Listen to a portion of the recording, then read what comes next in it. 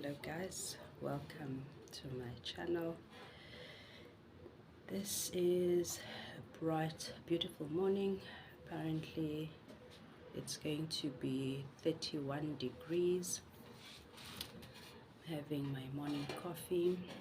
I've just come from my morning walk and this is my downtime, enjoying a cup of coffee. I was saying to my daughter yesterday, wow, so nowadays, I've always had a cup of coffee. This is like a ritual from my husband. Every day, every morning, he makes me a cup of coffee. But lately,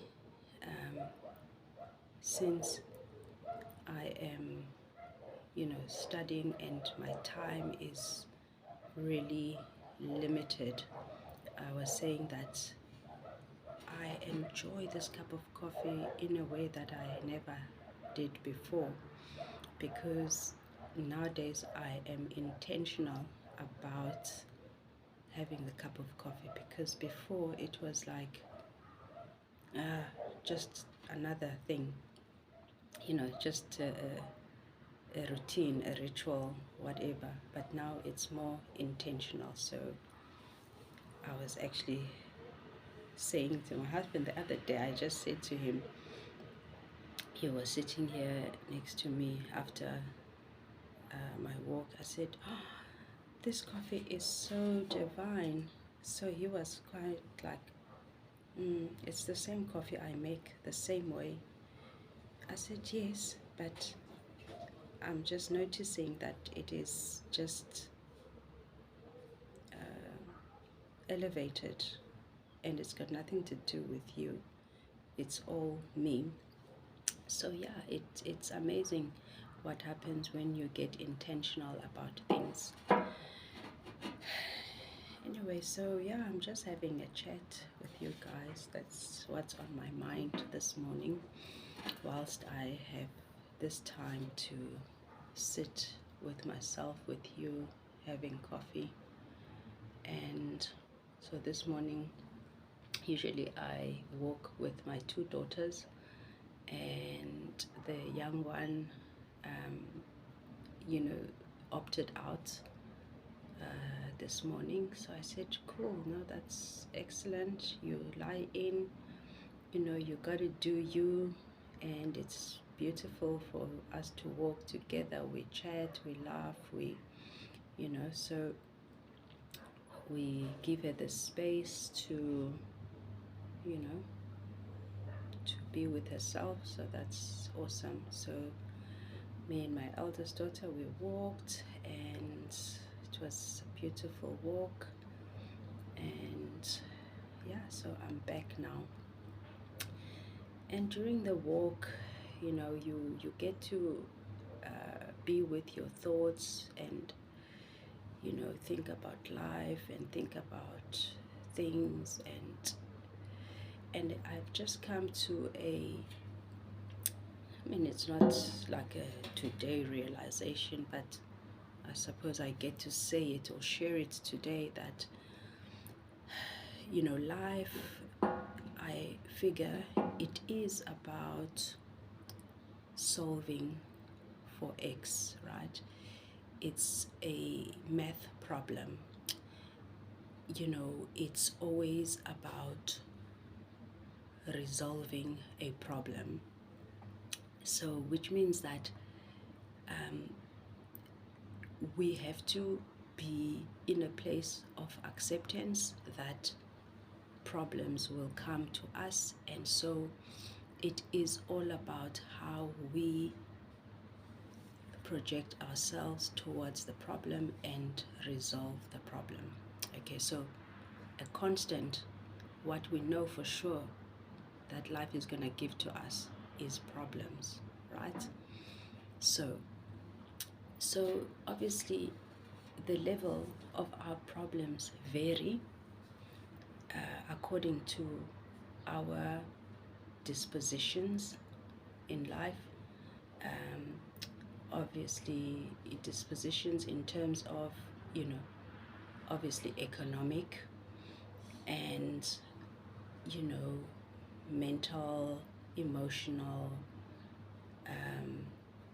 physical, you know, all those things, you know, will kind of determine, you know, the level of your problems. But one thing for sure, we know that even billionaires are solving economic problems, right? So that is a constant in life. You are going to have problems. So just because, you know, people have a lot of money, it does not mean they are not having money problems or other problems created by their money. Whatever, you know what I mean? So for an example as well, just because, I mean, we've seen this play out in the public space, the royal family, where Harry and William are having a beef. I mean, literally, you know, that family having a beef, and, you know, one would think that, oh, what would they be fighting about? You know, they literally have servants and don't have to do a stitch of work. But I mean, it's not true. That's only us outsiders, you know, thinking that. And people tend to want to think that about other people's lives, just because from the outside they would always think that, oh no, they've got money, so they can't have real problems. And that is a big dilemma of life, and a very unfair burden on the people whom they purport to have money, because it would seem that eventually, you know, everyone or most people equate, you know, problems to money, and it's not true. Because I've also seen where, you know, someone earning 1.2 million a year, and they can't make it. They literally are struggling. and you think to yourself, how? But they are, because remember, I always say as well,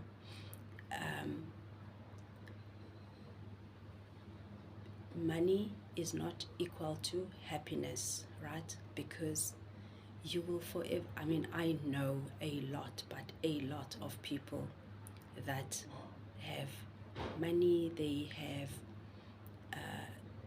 you would see them as successful because they are high-powered career people, professionals, but they are still struggling economically. So ultimately, that dilemma is never about money, right? It's always about me, the person, because other people, you know, they can have more money, it will just bring them more problems. That's how life is. So it's always about you and how you deal with life, how you deal with what you have in your hand, and generally, how you, it's always for me how you see yourself, right? And I mean, I'm sure, you know, Cyril Ramaphosa's children have huge stories to share with you how they are not happy with life. Okay, and so one would think, what the hell do you mean?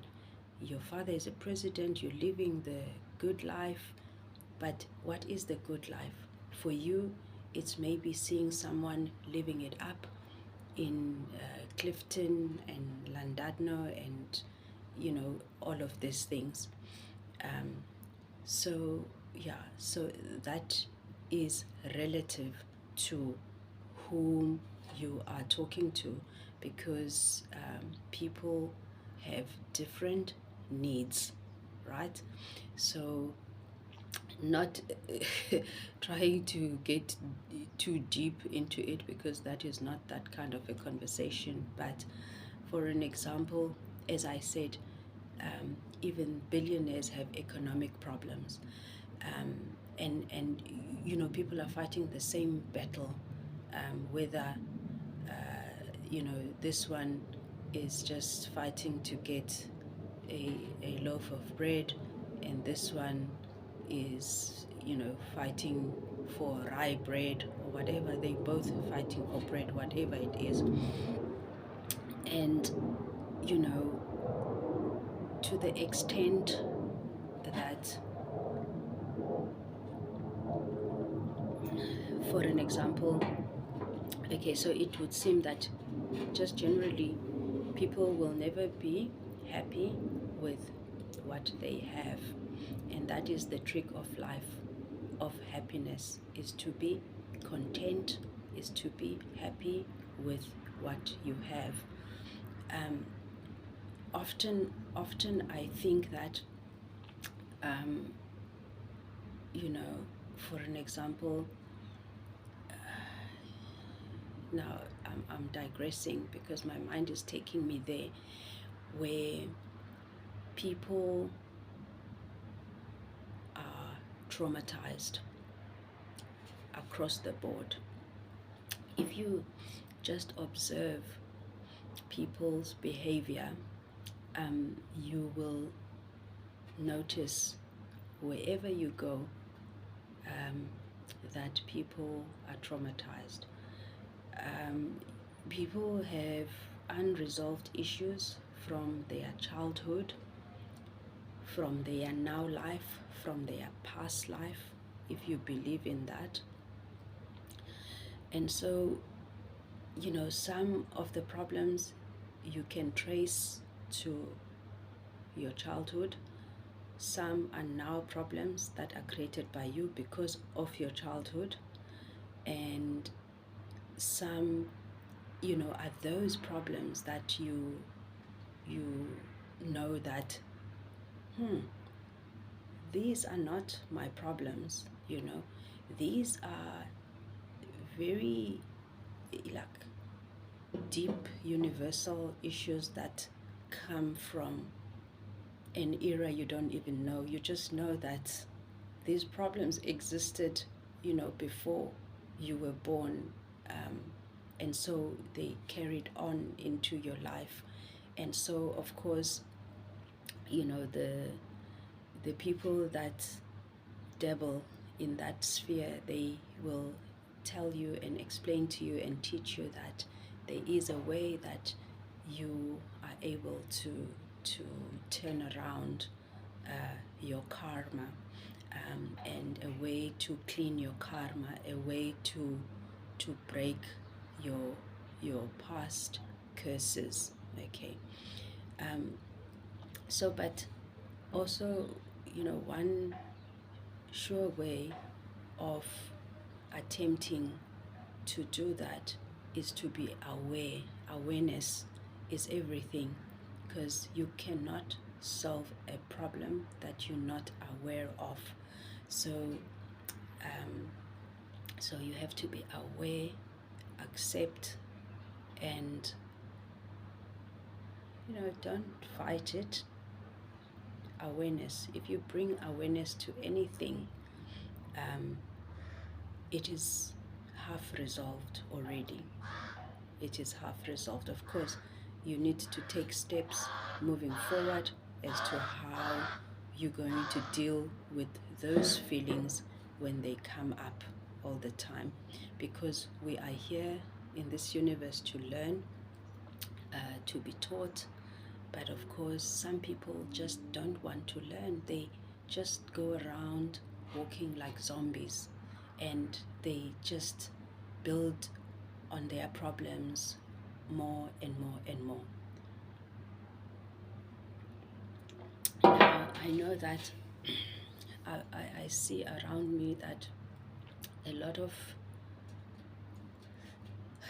I mean, I mean, let's agree that there is not one person that is not carrying trauma with them, but it is in the way we get to deal with our trauma.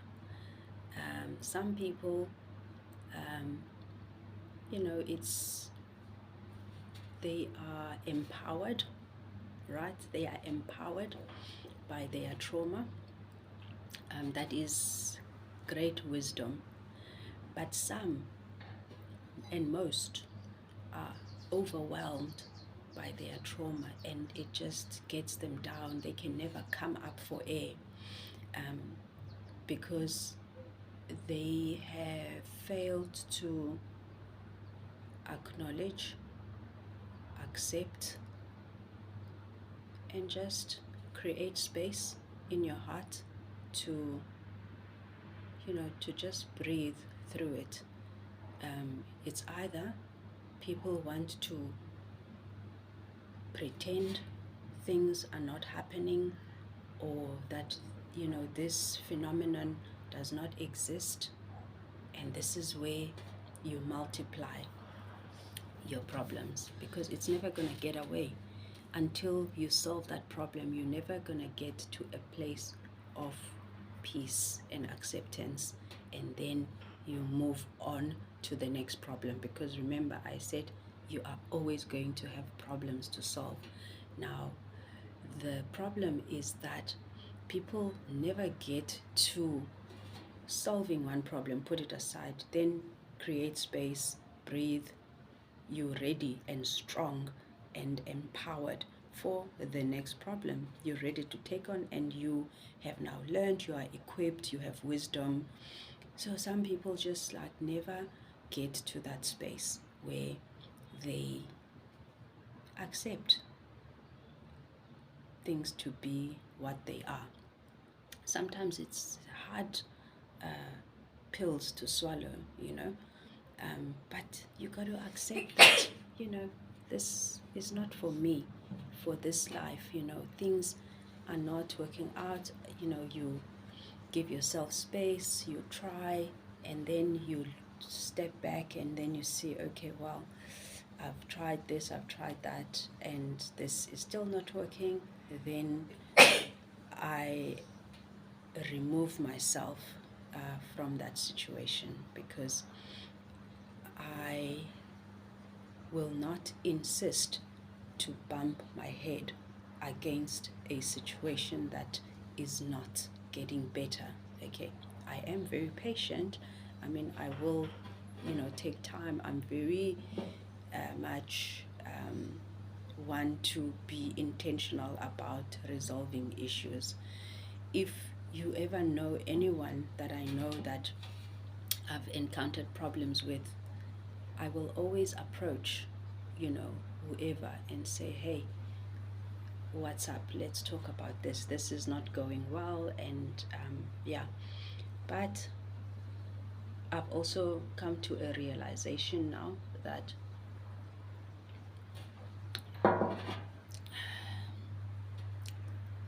sometimes, or most times, it's just not worth it anymore. So you just let them go. Nowadays, my thing is to let them go, because I'm not gonna be here, pushing people for nothing. I am very much about connection, and I'll be the first one to to make the call, to make the arrangements, to say, hey, let's get together, let's do this. But today I don't do that anymore. I mean, it's still within me, so I have to literally train myself to step back. And I don't know if it's the right way to go about life, because obviously, because I've learned this behavior from other people, that if you don't care, I also don't care today. You know what I mean? Because I used to be the one who cares. I'll be the one, I'll keep the fires going, the relationship going, but now I don't feel the need to do that, because why am I giving myself so much work? So yeah, anyways, and I've noticed as well that there's a deep universal problem that is occurring, where women are really struggling, dealing with, men who are not bringing their side to the table. And some of those problems are normal economic problems, whereby we are in a situation where there's scarcity of jobs. But what I'm talking about is a deeper problem of, I see men just like sitting around, these women dragging these men being anchors on these women's ankles. These women have to carry these loads. But then if we break it down to its minute form, you will also find that one consistent thing about these women is that they love to cover for these men, pretend they are who they are not, because they themselves, the women, don't want to accept that you might have made a big mistake here, because this man is not going to move my life forward. And 20 years later, you are sitting with the same situation, dragging this man along, who is prepared to watch you get up, go to work, not bringing anything.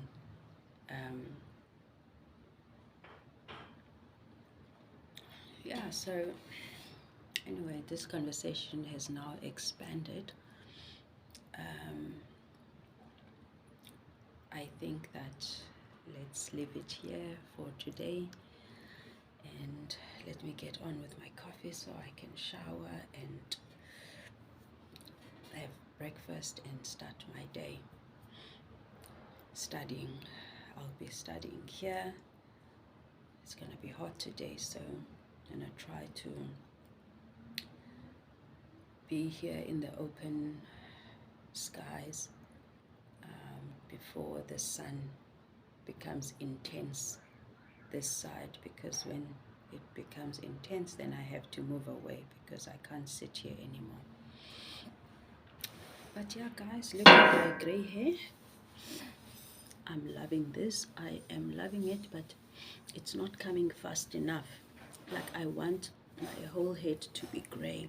Like, I always admire women who walking around, I think they're just gorgeous, and they just exude a certain kind of confidence and,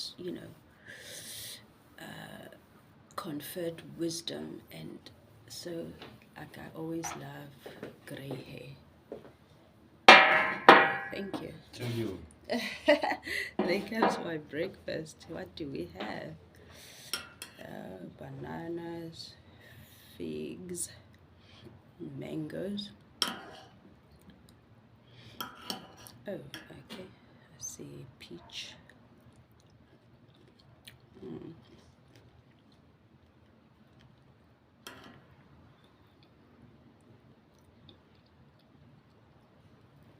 Mm. Thank you. So, yeah, guys, thank you very much. Tell them to get themselves husbands that do that. And coffee. He says I must tell you to get husbands who bring you coffee and fruit in the morning.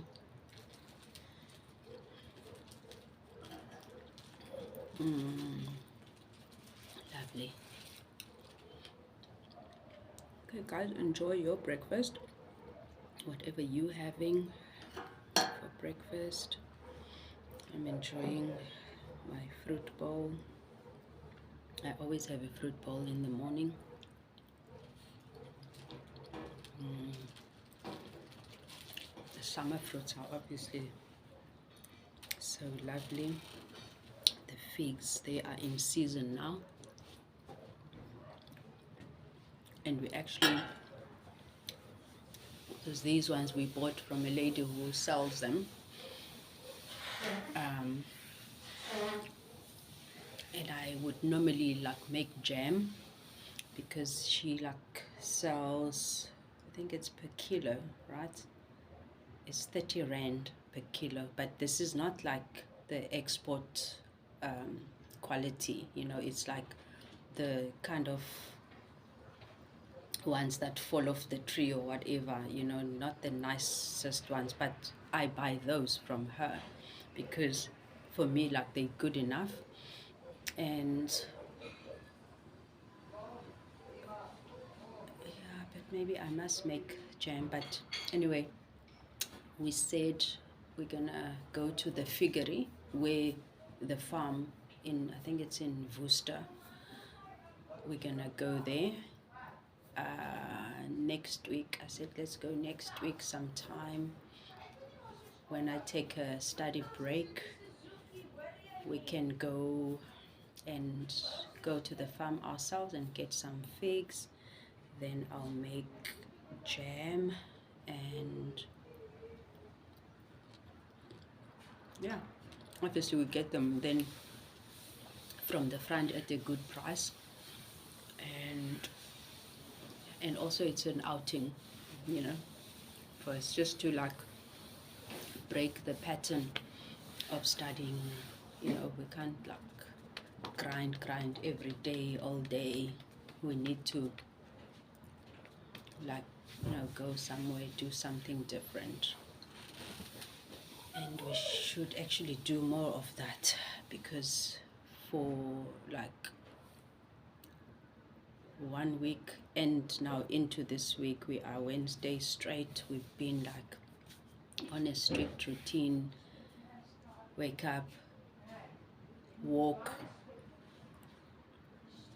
come back, breakfast, shower, study, break, study, sleep, you know, that kind of thing.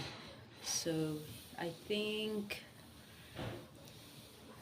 this weekend we need to like go somewhere Saturday afternoon, and obviously Sunday I need to, you know, just like chill, get the house a little bit in order.